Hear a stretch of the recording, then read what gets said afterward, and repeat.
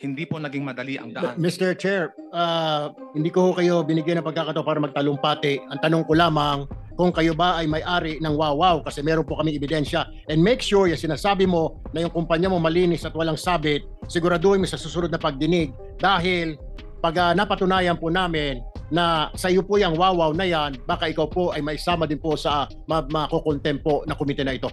Do you own Wawaw Builders? With all due respect to the Honorable Committee, Alright, my next question, last question for you. Ikaw po ba ay member ng PICAB, yung nagbibigay po ng lisensya sa mga contractor? Are you a member of PICAB or board member of PICAB? Sa ngayon po, resigned na po ako. No, before. Before, yes, sir.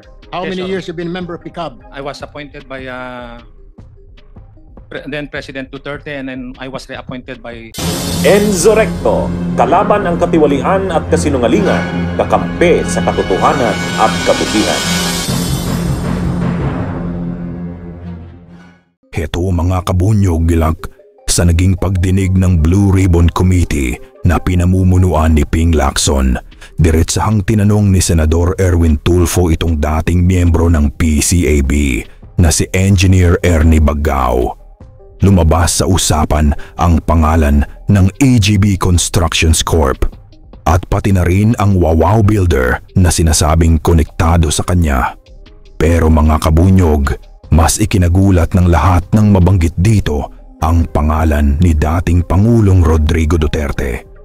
Dahil siya raw ang nag-appoint kay Baggao noon sa PCAB.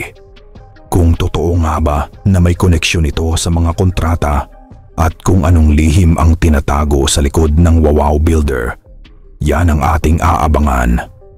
Para mas malinawan, balikan natin ang naging paliwanag ni Attorney Enzo Recto at panoorin natin ang mainit na konfrontahan ni Tulfo at Baggao. Ito palang Wawaw Builders, pag-usapan natin itong Wawaw Builders. Sino ba ang nasa likod talaga nito? Kanino ba talaga itong Wawaw Builders?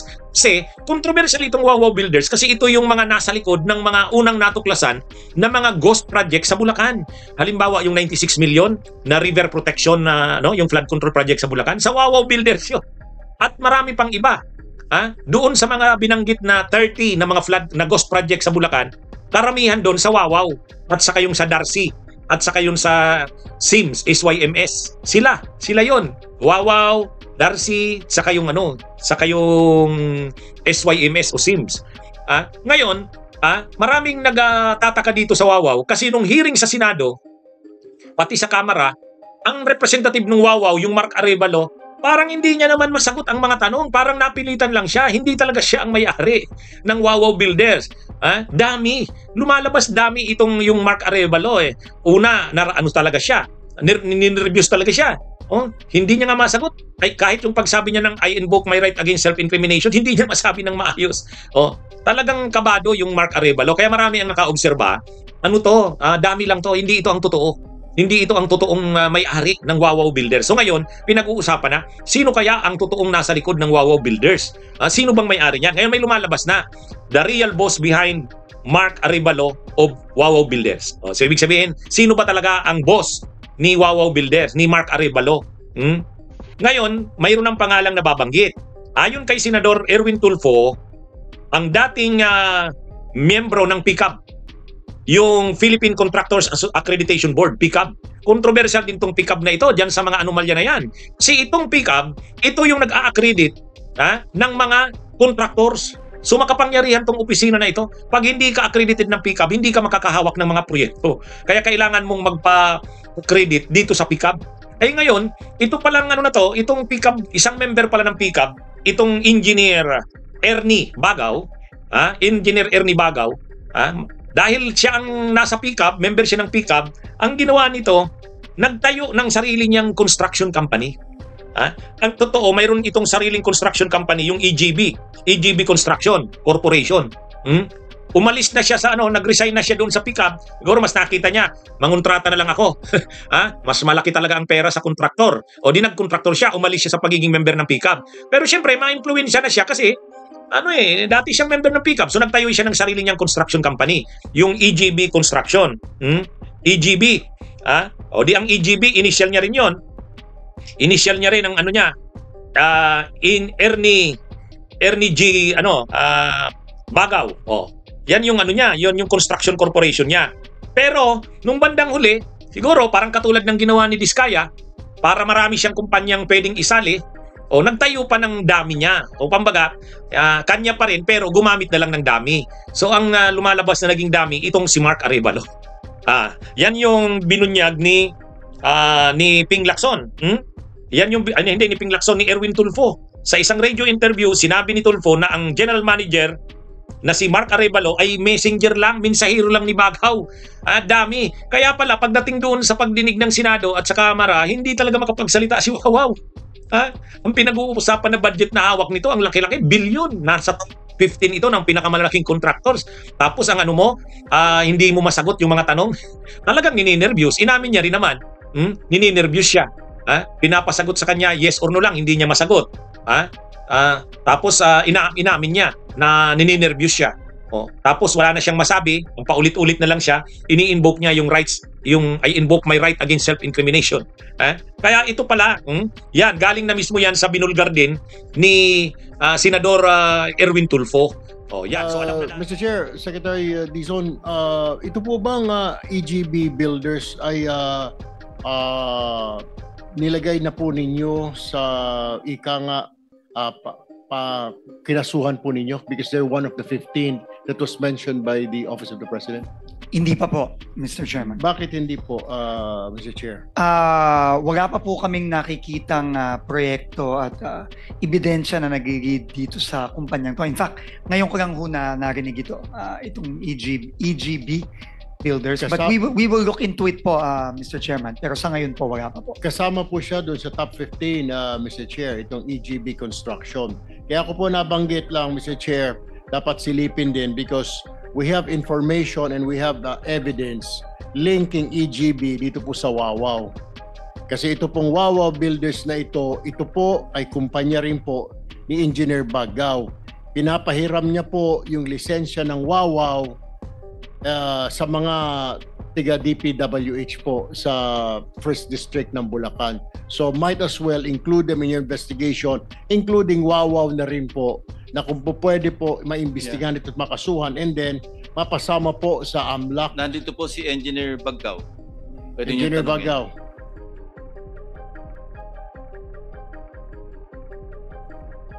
Your Honor, if I may, allowed to manifest. Go ahead. It is painful to hear and even more painful to know that many quickly believe accusations that have no clear foundations. For the record, hindi po ako ang may-ari ng Wawaw Builders at wala po ako kahit anong koneksyon kay Mr. Mark Arevalo at sa kanyang business. Mahigit po 3 dekada or 35 years na po ang EGB Construction Corporation sa industriya ng construction. I have built this company through my own effort and endured many hardships just to keep my company standing. Hindi po naging madali ang daan. Mr. Chair, hindi ko kayo binigyan ng pagkakataon para magtalumpati. Ang tanong ko lamang, kung kayo ba ay may-ari ng Wawaw kasi meron po kaming ebidensya. And make sure yung sinasabi mo na yung kumpanya mo malinis at walang sabit, siguraduhin mo sa susunod na pagdinig dahil pag napatunayan po namin na sa iyo po yung Wawaw na yan, baka ikaw po ay maisama din po sa makokontem po na komite na ito. Do you own Wawaw Builders? With all due respect to the Honorable Committee, I firmly deny this allegation. Wala po akong ownership or kahit anong affiliation sa Wawaw. Alright, my next question, last question for you. Ikaw po ba ay miyembro ng PICAB, yung nagbibigay po ng lisensya sa mga contractor? Are you a member of PICAB or board member of PICAB? Sa ngayon po, resigned na po ako. No, before. Before, yes, sir. How Yes, many Your years you've been a member of PICAB? I was appointed by then President Duterte and then I was reappointed by President Bongbong. Ilang taon po kayong sa PICAB? 3 years kay President Duterte and I serve as on holdover capacity ng 1 year kay... Pero tama po ba na ang PICAB po ang nagbibigay ng mga lisensya po sa mga kontraktor? Tama po ba ito? Tama po, Your Honor. Okay. Teka, Senator Erwin, ang inalaw ko lang, tanong doon sa dalawang aalis. Opo. So baka pwede I'm sorry, round Mr. na lang Chair. siya Kaya nga po, bubugin. yeah, what I'm saying is kanina nga po, baka pwede pong request po natin sa DPWH na tignan po ito, isama na rin po kasi nasa top 15 po itong Bagao Builders at meron din po silang poor unsatisfactory report mula po sa GPBB, mula po sa SIAP. So kailangan din siguro mapasama sa kasuhan ito, kasama po yung WAWAW, and then doon po sa Anti-Money Laundering Council, baka pwede na rin po i-freeze ang mga assets nito, Mr. Chair. Mr. Chairman, unang-una po, maraming salamat Yes. po sa bagong information na ito. Kung mamarapati niyo po, hihingiin ko po yung mga information sa opisina ni Senator Erwin Tulfo at makakaasa po kayo na once we receive this, uumpisahan na rin po namin ang investigasyon dito. Thank you, Maraming Mr. Chair. salamat po. Interjection, Mr. Chair, with the for AMLAC. Sa AMLAC, si Senator Erwin. Mr. Chair, for the two construction companies that you mentioned, you can confirm that we are also investigating them for purposes of filing the necessary cases regarding these flood control projects, Mr. Chair. You're referring to EGB and EJB WAWAW. and WAWAW Thank you. Construction, Mr. Chair. Senator Bama, no? Yeah, With the one- permission of Senator Estrada. One item for Secretary Dizon.